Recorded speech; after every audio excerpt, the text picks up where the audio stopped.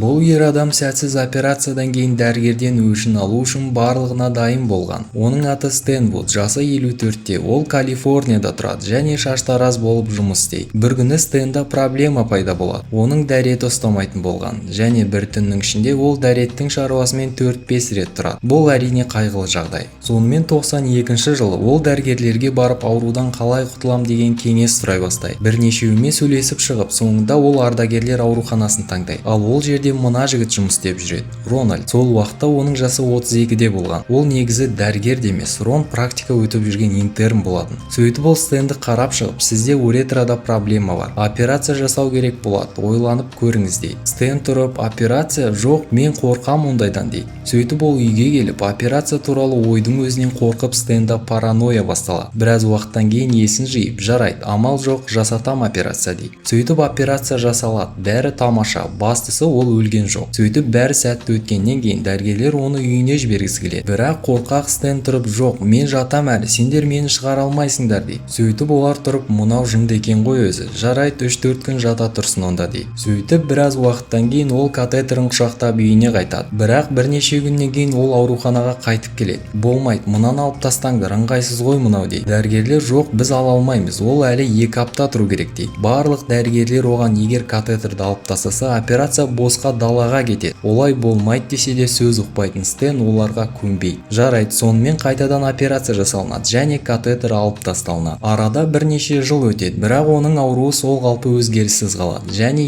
ең жаманы оның қатынасқа түсе алмайтын проблемасы пайда болады. Жалпы түсінген шығарсыздар. Бұл ол үшін үлкен соққы болады және әрине бәріне кінәлі операция жасаған жігіт. Оның ойынша, оның жақын араласып жүрген адамы болған және бұл туралы оқиғаны естігенде ол Стэнді тастап кеткен және бұл оның ашуына одан қатты тиеді. Кінәні өзінен көрудің орнына ол барлығына хирургтар кінәлі деп басқа клиникаларды аралай бастайды. Оның басты мақсаты өзінің досын емдету болды. Сөйтіп дәрігерлердің біреуі тұрып, сізге негізі операция керек емес болатын дейді. Стэн тұрып, мен білгем, мына хирургтар бәрін құртқан дейді. Шал қатты жынданғаннан былайша айтқанда қуып кетеді. Ол енді олардан өш алам деген жоспар құрады. 2010 жыл болады. Операция 92 жылы болған. Оның ызаланып жүргеніне 18 жыл толады. Негізі ол барлық барған дәрігерлерін дәптерге жазып жүрген. Сөйтіп ақтарып отырып, ол кезінде операция жасауға кеңес берген Рональдты тауып алады. Бірақ операцияны бірнеше адам жасаған, ал Стэн Вудқа бәрібір болған сияқты. Есінде қалғаны тек сол ғана шығар. Сөйтіп ол өшін алу үшін 2 жыл дайындалады. Қазір 2012 жыл. Ол шамамен 75-ке келіп қалған. Айтпақшы, оның жоспары Рональдтың көзін құрту. Ол барып өзіне Глок сатып алады және Ронның жұмыс жасап жүрген клиникасына барады. Стэн өтірік құжаттармен және жалған атпен нақты Рональдтың қабылдауына жазылады. Ал бұл уақытта Ронның өмірінде бәрі тамаша. Жасы 53-те, карьера құрған, әйелі, балалары бар. Оған қоса Рон фармацевтикалық компанияда ашқан. Бірақ 2013 жылы Стэн Глогын оқтап, машинасына отырып клиникаға қарай басады. Клиникаға келіп, ол алдыңғы жазылып кеткен уақытымен кезегін күтіп отырады. 20 жыл бойы жиналған ашуын ол әрең ұстайды. Сөйтіп сол уақытта көмекшісі Ронның келетінін айтады. Ол есіктен кіріп келгенде Стэн тұрып, блэм,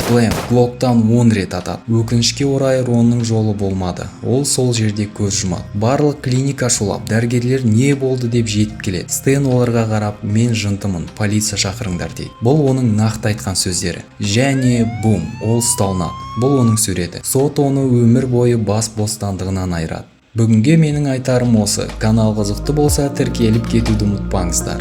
Келесі кездескенше.